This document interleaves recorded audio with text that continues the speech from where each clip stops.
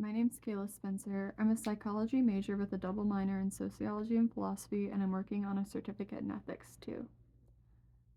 My job is I am a tutor for the Center of Academic Success here on campus, and I tutor the subjects that are in my major and minors, and then also a little bit in English. Something that's really interesting about me is I love crafting. I like to pick up like a million and one hobbies, and all of them have to do with building something with my hands. Like, I designed, drafted, and built this headboard behind me. I think it's really cool. I'm very proud of it. Um, so yeah, my favorite thing that I've ever learned in psychology really all comes from the Psychology of Love course. We learned about love languages, attachment theories, and communication styles. And I see that play into my everyday life with my relationships with my friends, my family, my boyfriend, and it's just so cool to like see how concepts that we learn about in class apply to real life. Um, the most helpful study skill to me in these types of class is to not only read things but also to annotate so I can go back and find important topics later. The least helpful study skill to me is skimming through information. Even when I'm just skimming to find like key points or key definitions, I end up having to go back and reread everything anyways.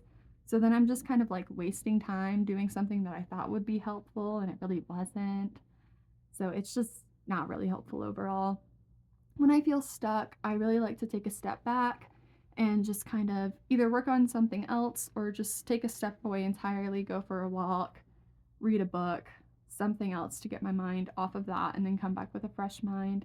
I also like to reach out to a classmate or my professor just to see what they might think about it, or even look online to find like a psychology crash course or an article that may word it like the topic that I'm struggling with a little bit better, like in a way that I might understand more than the way I had originally read it or heard it.